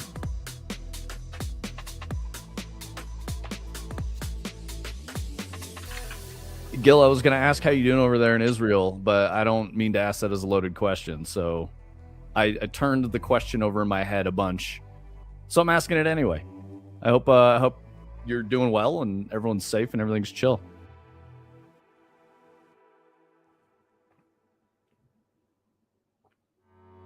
Push button, how you doing over there in UK?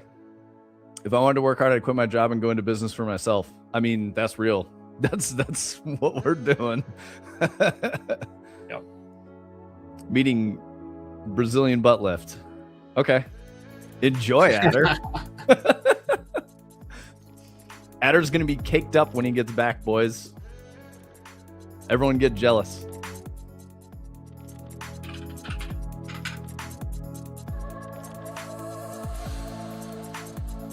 I could never remember if BBL was Brazilian butt lift or big booty Latina. I always confuse the two. Probably I mean, yeah, it's kind of the same, right? Context, I guess. Yeah, exactly. Nah, we're good. Probably going to see some fun through the weekend. Winky face. That's a good way to put it, Gil. I appreciate that. Do you guys have any advice around? It's like we're getting a little outside of like the buildings now. So like I have all of this environment, like landscape stuff. This was just kind of like dumped in from a height map that I got off of Open Topology or something. And it's definitely a good starting point. And then I had like the map data pull in all the buildings with like kind of a general size, and I'm kind of using that as the basis for my block out. And I'm pretty happy with all that, just in terms of like it giving me a good, rough idea of where everything is supposed to go. Like these are supposed to be the roads and whatnot. But I again start getting kind of overwhelmed with like how to start putting it all together, I guess, like in terms of like there being roads, and those roads technically all kind of being connected to each other, but it also feels like going with some sort of like singular spline mesh for each road or something is going to be a little too clunky. And I even tried it, and it caused a lot of like performance issues and stuff. But I don't know, like hand placing all like obviously the scale is huge here. Just aside from that, just hand placing a lot of stuff and like all of that also feels like it's unrealistic or not going to look that good. I don't even know like where to begin with stuff like roads, and also just like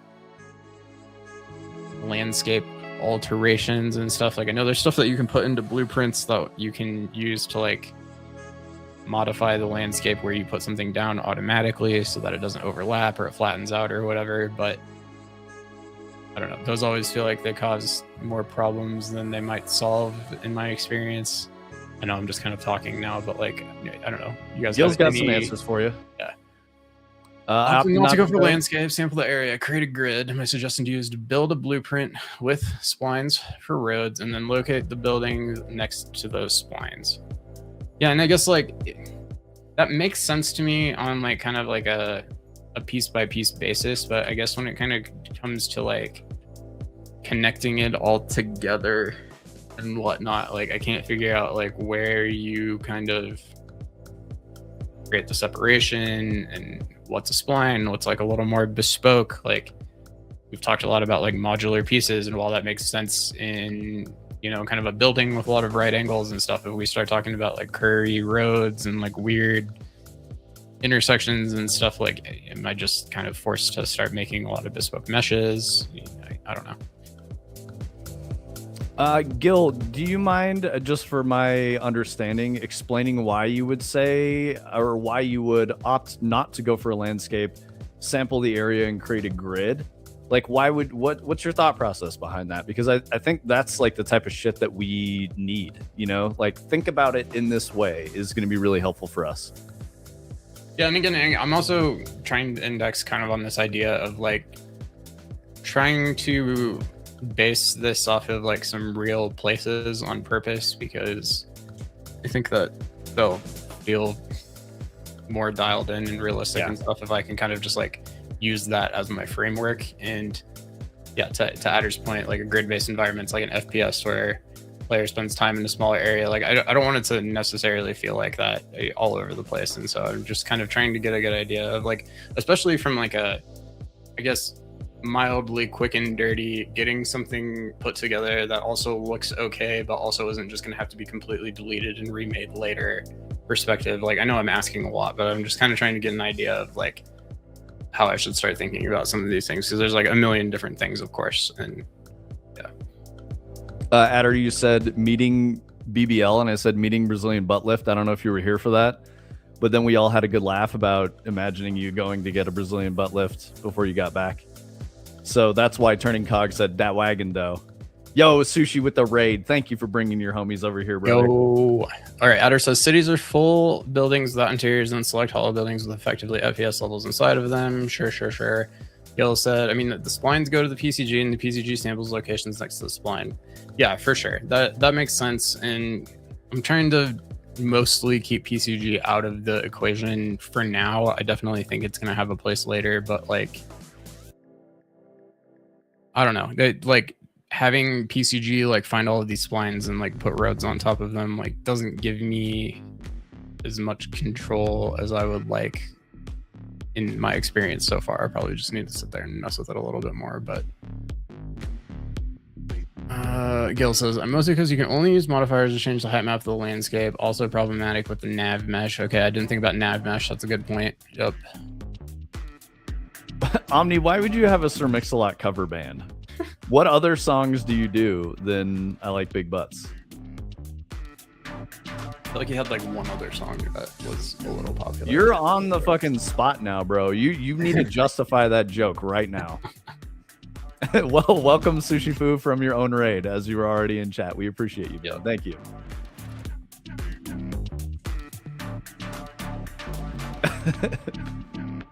There you go, swashbuckling. No. That's not what the question is. What songs do you cover other than I Like Big Butts? Dude, what is that emote? Nice, dude. That's your own emote? Oh, Gil, sorry. I wanted to throw this out there too. You mentioned your environment building or whatever, your kit. If you have a link or something and you want to share it and show us like what you've got, you can't post it in Twitch because we don't allow links. But if you're in Discord, I just threw it out there again. I didn't know if you were, but if you're in Discord, you could definitely post it there if you want to share and talk about your stuff and like why it would be worth people checking it out. We definitely want people to do that. Oh, there's probably going to be some South Park references. You're good. Yeah. So, and again, like, I guess just as we talk about all this stuff, it's like, even if I did do something where like I generate like a spline mesh road along all of these splines, like for one thing, it feels, and this is just like another one of those parts that I guess don't totally understand the thinking around yet or something, but it's like a spline mesh is effectively a series of bespoke meshes because they're all warped and scaled in weird ways. So however many meshes it's spawning along the spline, they're not instances. And to some extent, it just feels like if I was doing that for like, say, you know, every road that's being loaded in a general area, like, is that going to have performance implications? Would I be better off making the roads themselves into more merged meshes at some point? Like, I don't know. I know it's kind of a lot of the same questions I was asking before, but yeah. I love it. Old man gang in chat. Tony's a baby boy. I'm 35. I'm younger than all of you. The baby boy. Just hurts more when I fall out. Yo, that's real as fuck, dude. 2 beers and you're like, fuck, why did I do that? Y'all making me feel young at 38? Hell yeah, Sushi. Oh, hell yeah, Graham. High five, 35. Let's go. Adder's the baby, 32-year-old little shit. guy. Let's go. If Ramblin' Rose was here, he's 28, 29 now. So. Oh, I guess Pineapple's our baby, right? Pineapple's yeah. I don't think nobody younger than Pineapple should be around. Yeah, we can't talk about Pineapple. Yeah. Oh, Lucian's only 30? Dude, you're firmly in Zoomer territory there. 6'7" type shit. Oh man, it's like a retirement home in here. It really is. I don't know how to say your name. Imgenius. I'm genius. I'm not gonna say I'm genius. Imgenius. All right, Gil says, I would still prefer to PCG the splines. Using them as biomes, you should also do it for roads. You can sample where more than one. Yeah, and so like Gil, you are kind of speaking about things that I did think about too, which is that like if say I use like a spline mesh and a blueprint for the spline, it will be harder to detect where the crosses happen and stuff, which might be more possible in PCG. It's just like, I don't know, I tried to drop in a PCG volume, and like giving it any amount of size and telling it to generate was like crashing my computer too. So I probably just have some stuff set up wrong, but I don't know. You're making me think I maybe needed to just like sack up and try again. I was just messing around, Lucian. I'm sorry. I didn't mean to make you mad with that. Oh man, don't say Houdini, bro. 6'7" so stupid. Can't do. I don't even like understand. Again, this is like another like I guess substance designer type question, but it's like I don't even really understand how Houdini like fits into all of this now. Like, why do I need Houdini to generate a road? What does it do that Blender and Unreal don't do? I know that Houdini is. I understand Houdini more for like Sims and crazy, stuff like that. But yo, that's real, Graham. Adder does have a grizzled demeanor of a 50-year-old. I mean, he's been in the game industry too long. That's the problem. Gil says 571. You can have polygon ops convert the splines to polygon and use the difference. Okay, I mean this is very inspiring, Gil. I really appreciate it because yes, I fought these roads for so long that I literally turned them off and moved on to something else, and that's why they're splines right now, because I've tried a couple of different things and then just kind of said like this is a bigger problem that I need to figure out. So Sushi says Houdini is the absolute master at simulation and procedural generation. I do know that, but like I don't know. What is going to come out of Houdini if we're talking about these roads, for example, that Gil, you can put it in Discord. Yeah, please Discord. We just don't do links in chat, but you can put it in Discord all day. When we allowed links in chat, we got like spam every stream. I got it up though. I'll look at it if you put it in there. So turning cog, normal spline makes me mad. Excited to try out a new PCG spline. There's a PCG spline. Okay, I got some PCG stuff to catch up on. Let's see, I really want to get into Houdini. It's so cool. I wish I'd just get the procedural gen to run at game runtime. It would be best to handle dynamic intersection points, creating the appropriate mesh piece for any type of intersection. Okay, so like going back to my question, what is actually coming out of Houdini?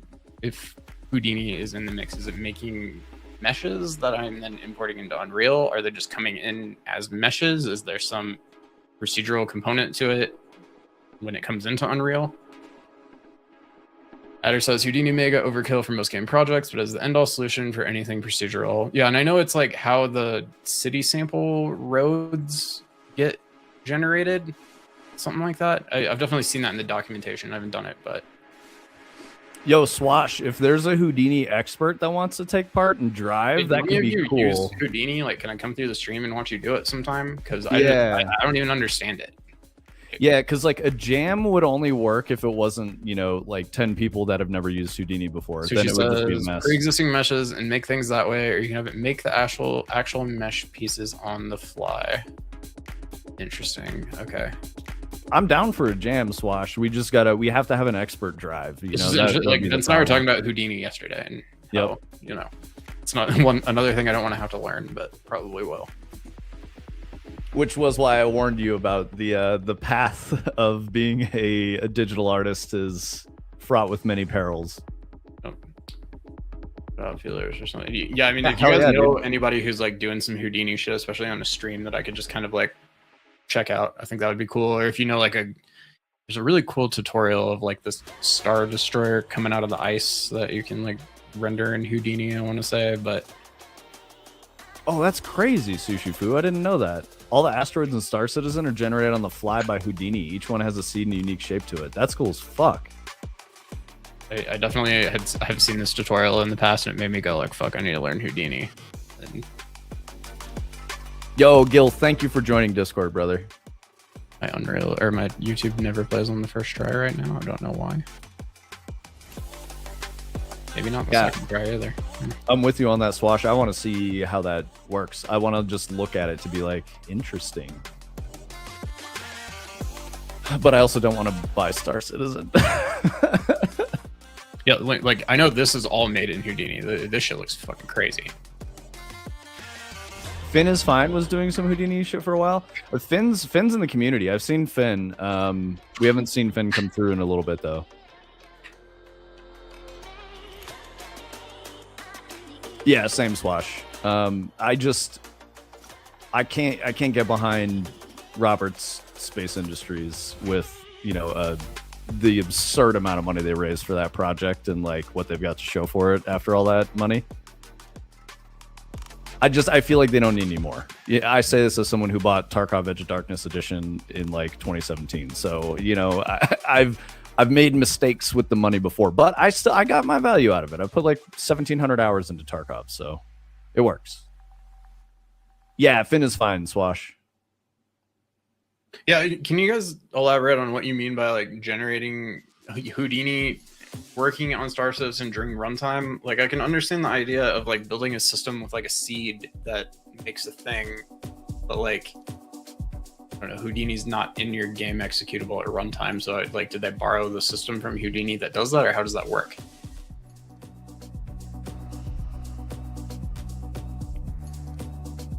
Did you see what you said about the desk? Yeah. As far as I understand, yes, it's the reason why when you warp into an area, each asteroid becomes revealed one by one based on distance until they all load in. So is it just like the back end is saying like, we need some new asteroids in this area that nobody's ever been to before? Can you make them for me real quick? Oh, Gil posted his YouTube link in General Game Dev. Okay. Okay, cool. It looks like YouTube video about some new procedural mines. I've watched all of that dude's videos for sure. Okay, cool. I will reference that later. I appreciate that. Is that you, Gil? Are you procedural mines, Gil? Because that'd be sweet if you were. Like Tony just said, I've watched all that dude's videos.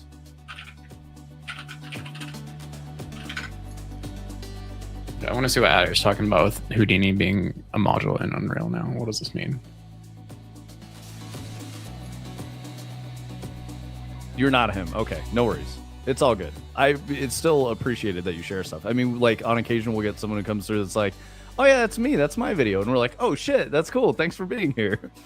So no worries either way, bro. I wasn't trying to be like, oh, this guy's a phony or anything. Nah, you're good. If you guys are ever going to make an Unreal tutorial and then you're going to make a post on the Unreal forum and it's just a link to your video and nobody's ever going to respond to it, you should not do that. I hate you if you do that. I hate you so much. Every single link is just a fucking YouTube video. Sounds like it's gonna help me. Sushi, again, as far as I understand, they have unique seeds for each one, so it's replicated. The server generates it based on the need and then makes them visual. It's very interesting.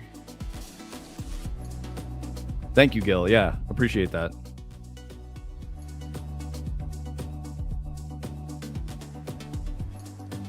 Side Effects has a blog post about their Unreal plugin with a quick video demo, says Adder. Procedural Minds does stream on Twitch with a different name. Decent dude. All right. Houdini's procedural engine will then cook the asset and the results will be available in the editor without the need for baking. Do you have to have the like Houdini installed on your machine? Let me just. Adder said Google Unreal plugin Houdini. Procedural Minds is cross-gen? Something like that. Thank you, Lucian.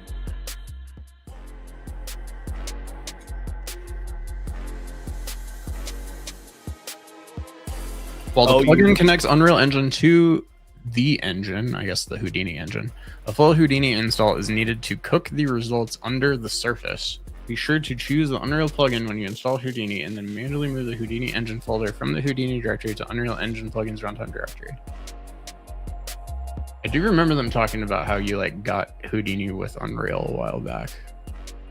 Swash, it really is a small world, man. There's not a lot of people who actually build games and who like stream and talk about it. It's a very small world.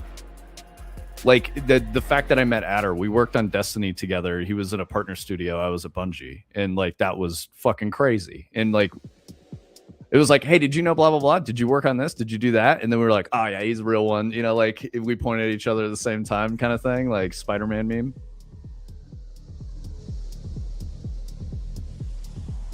Yeah, Store Citizen, correct. Adder said BBL again. Can you make models in Houdini? Like if I get it for free with Unreal, could I just use it instead of Blender, or do you still need Blender too? That's a great question. I don't actually even know that. You still want it. Okay. I'm usually that shit right there. Like that, this is literally what we're talking about right here. Look at this shit. Yep.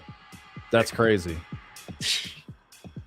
Usually deving at night for EST, so this is not my usual time. So a lot of new people for me around this time. All right, cool. No worries. Make models with math. I mean, you're speaking my language if that's the case. Like that sounds amazing. And if I can like do it in Unreal without having to leave, like that's always my thing. Is like I don't like leaving Unreal. So I might have to try this, unfortunately. Yeah. No, good call. I'm gonna check that out. While Gil's here, Gil, I wanted to ask, have you messed with PCGEX? That's the other one. This one keeps biting me every time I try to get into PCG. I'm like, maybe I try to use the extended toolkit and like figure out the way that they're doing it. And like, this just adds like 15 more layers of brain damage on top of trying to do PCG for me every single time I try to look at it. Like, I don't know. I can't figure it out. Oh, Gil, Discord has a cap on upload size. So if you recorded a video on your machine that you wanted to share, you have to have Nitro to send anything over like 1 meg. So that's a pain in the ass. If you could like push it to YouTube or something and then share that, that would work. But yeah, and anything you want to share, man, you're welcome to share your stuff. Nah, we're all boomers, bro. Don't even worry about it. And I appreciate you trying to share. Like, just know, like, I'm probably not gonna like actually try anything right now. So if you're trying to like show me a very specific example, I really appreciate it, and I'll definitely look at it later. But I'm probably not gonna like actually try it right now. So don't put yourself out if you don't need to. But I did want to hear if you've tried this, especially if you've been going deep on the PCG, because this to me seems like a really cool thing. And again, it just kind of keeps biting me in the ass every time I try to use it. But Tony, did you see what Sushi said about City Sample? He said the buildings are all put together in Houdini. They made modular pieces, then used logic. So that, remember when you were trying to modify it, you were like, what the fuck? How did they do this? It's Houdini. Yeah, and that was the thing I was saying yesterday when we were talking about the windows, is like, I'm pretty sure the windows are generated in Houdini, and like that system that I was showing where it's like taking some weird integer and like translating that into the window design. Something to do with like a Houdini seed or something like that. In all honesty, if you want to use Houdini, you hire a Houdini guy or a gal. Interesting. Okay. Holy shit, Gil, that looks gorgeous. I'm looking at your lighting, but that looks really cool. Oh, yeah. Okay, here. This is what Gil sent us. This looks awesome. That's very pretty, dude. Yeah. That's all PCG. That's crazy. And you can kind of see where like these splines are like cutting shit out. Mm-hmm. That's awesome. Created splines and the level is built around the splines. Yeah, that's right, Tony. You created the level is created around. Wow. So like even I guess there isn't a landscape, you said. So you're just generating the ground and everything. Which I don't blame you. The landscapes are the most frustrating thing in all of Unreal Engine, in my opinion. So. Yeah, Sushi, one day we'll be able to hire somebody to do stuff that we can't do. Gil, I'll definitely hit you up on Discord if I have questions about PCG stuff, because this looks great and I would really like to get better at it. And every time I try, I kind of get frustrated and lost. So you guys are awesome. Thank you for everything, guys. Like the multiple raids, the conversation, the sharing of knowledge. This is like we had a dream, 2 years ago of what the stream would be, and you guys are helping it be what we want it to be. So this is fucking amazing. Thank you. So yeah, they have this document that I'm looking at here. It says city sample quick start for generating a city and freeway using Houdini. And so like they do give you with the city sample the Houdini side of the project, from what I understand, so that you could regenerate everything that they've done. Yeah, it talks about how it does seem like a lot of these things are really nice. Like you have control over the number of lanes on your roads, and I guess it creates merges and on-ramps and stuff. That it's really nice, and it looks very overwhelming too, though. Yeah, Lucian, that's what's up. Gemini is... I think I'm switching entirely to Gemini from Claude. I've been a big Claude guy for a long time, but Gemini has Nano Banana and some other stuff that Claude doesn't have, and it seems like it's pretty good. Yeah, no, you guys have shared a lot of knowledge on this call today. It's been great. It's very good. I like that Tony called the stream a call, but whatever. My brain is really full. So. Yeah, dude, I feel that. Yeah, bro, Pester Gemini Pro. Uploading a video? No worries, Gil. Thank you.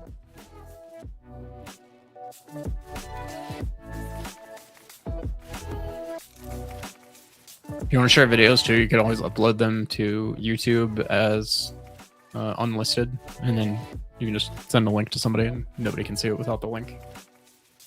Yo, what's up, Claw? Welcome, brother. Yep. No, I got Turning Cog to talk to Gemini, which is like the first time he ever talked to an AI the other day. That was pretty exciting. He then proceeded to call it Claude and ChatGPT for the rest of the day and never called it Gemini. But we'll get there. Classic Turning Cog. Yep. I think you also, like, the message you wrote to it was like a Google search, basically, like whatever your problem was in like very basic language, but I understand. But you can just talk to it like a person. I don't know if it makes it better or worse. Sometimes it makes it better though. Turning Cog probably had too many Milwaukee's Bests before he started chatting with Gemini. Is that a beer? Yep. Oh, okay. I'm trying to bait him with that. Let's see if he gets mad about Milwaukee's Best. We got a video from Sushi. Oh, in regards to Houdini, the fun part. So, this is more of what we were talking about, but let's see it in motion. That'll be better. 2840 here. Oh, there's probably... Let's look at some math. Hell yeah. There's probably some tricks to that, Claw. Tony, you might know the answer to this. I don't like how hard Gemini latches onto an idea. Like, I'll try to restart its logic, and it's like about your earlier project. And so, to be fair, I mean, I've been in Claude land for so long that I can't really talk about Gemini specifics too hard. But yeah, interesting. It's like you got stuff like stuck in the memory that it won't forget about. Huh. Oh, Turning Cog is also getting a Brazilian butt lift. That was quick, dude. Going for a run around the block? Yup. Quicker than Adder? Oh, shit, dude. What we need to know is who has the bigger yams. Also, I was thinking when we were watching that clip about I'm walking here, it made me think about, like, why does he sound so much like Brightside? Dude, like, no, this is like Brightside's dad. I'm for sure it was Joe Pesci. That's fucking crazy. Big it's Justin Hoffman, dude. This is so crazy. I have no butt. Adder wins. I mean, yeah, I have negative butt cheeks. I have a concave butt.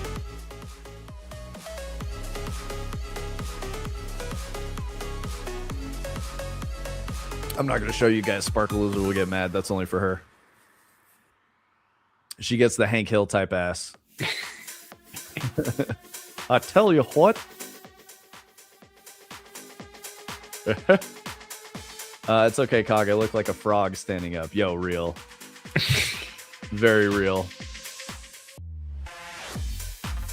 I was thinking the other day, I've been watching a lot of UFC on Paramount, and I was like, I kind of have like a UFC build where they're like all upper body and then like little thin legs. Like not all the guys are like that, but there's definitely some guys that just have like thin legs. You know, it's like all core and like arms and shit because I rock climb. So yeah. This is Gil's video right here. All right, let's go. Some PCG type shit. Yeah, pretty much chicken legs, Lucian. Well, no, I have good calf definition. I just don't have any butt. I got the, Western European white guy butt. No butt.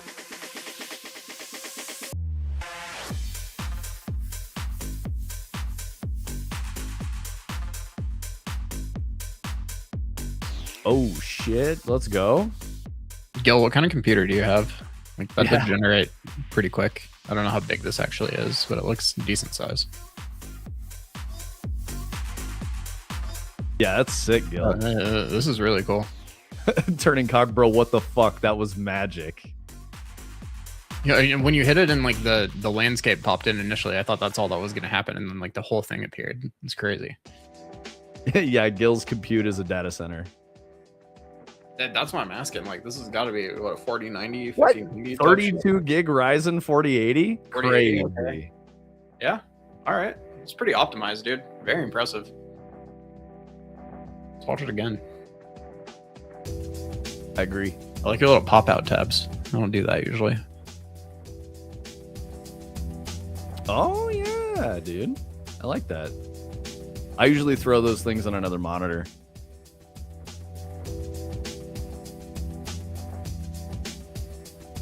Yeah, thank you for sharing, Gil. Really appreciate it. I know you had to put yourself out a bit because you're not on the Discord and stuff, but you are now, so that's great.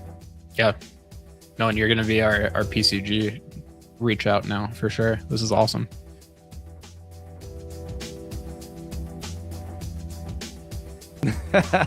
I could never do details on pop out. I'm a checkmark dev. That's real, Claw. Oh, Gil's a single monitor. Okay. Oh. Optimizing space. Gotcha. Okay. I have 327s, so I have so much space. I had to get rid of one because I got a new one. Yeah. I shouldn't have 4, so. Yeah, but your new boy is like bigger than normal. Oh, it's amazing. Yeah, 37-inch 4K. It's HDR. I haven't gotten a new monitor in many years, so. Claw, this is legally abuse. Your wife will throw you away. 55 and the 27 left. Is the 55 one of the like super wides or whatever? Yeah, 55 is crazy, dude. I think that's what Omni has too. Yeah, Adder, how do you only have 2, man? I would have a third one that's like a really, really nice one if I were doing what you do. I'm doing no maybe you have 2 really nice ones. moving forward though. No ultra wide? No ultra wides. I'm just like, it's hard to come up with a good layout for them, and they're annoying when you have to like mirror your computer on not ultra wides. And Sushi, you talking like a Cintiq or maybe not? Maybe like something a little more affordable. Cintiqs are crazy expensive. Yep. 40 and dual 30s flanking vertical. Damn, turning cog is like spatially optimized.